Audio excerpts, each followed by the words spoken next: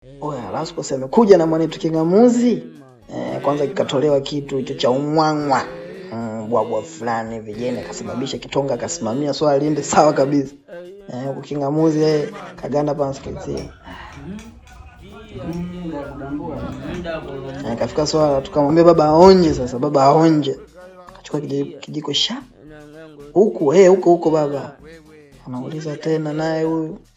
Hapa kachapa na haraki. Watu si wakaanzisha mashambulizi. Baba jitu naye yuko anashambulia naye mashambulizi. Baba anashangaa hapa Lasco. Cheki. Baada ya mashambulizi kama kaida Kingamuzi hawezi kuniacha salama. Sasa hapa Lasco tutapiga naye ungoma. Yeye mmoja kaanguka sijui kwa nini. Nani mmoja kaanguka? Mwisho kula ndo mtoto. Huyu hapa kakimbia kama kaida akachamba ombea pale tukafurahi, ila nikamwambia wanaanza kwamba kuna Mungu na bahati nzuri. Leo nyumbani kuna mtumishi Solomoni nikawapeleka hapo. Kama kaida baba akachamba ombea tena. Mchungaji si akamwambia asalamu alaykum.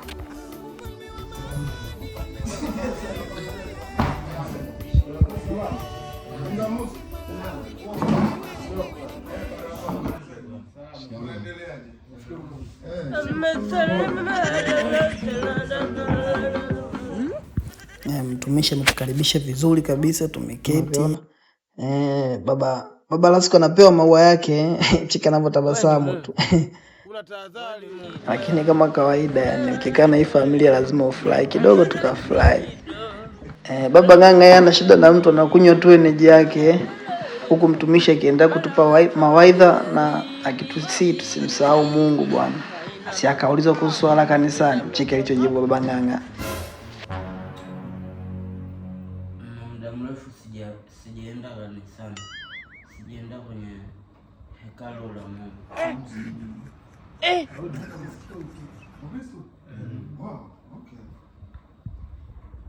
Miaka mingi sijaenda. Yaani sijui. Sema ni malaya tu. Kama kaida tukafurahi, baadaye mtumishi akatushauri. Milima haikutana naye, watu wanakutana naye. Hapa natupia mtu mkono wao utafanya wewe bure. Ipo siku unaweza kukutana yule mwambie huyo mtu umemwambia ni bure. Ndio yuko kwa mlango yenye unabidi uingilie. Ibugano usiku jibu nzuri. Yaani yule mwenye sema kwamba nyinyi si bure tu. Okay. Kuna siku unaweza tamani kuingia mahali yule ndio kwa hiyo mlango.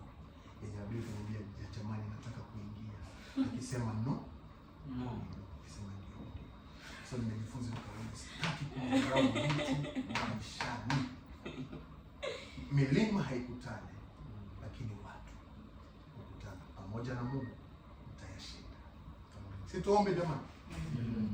Kingamuzi tuombe. Tuombe.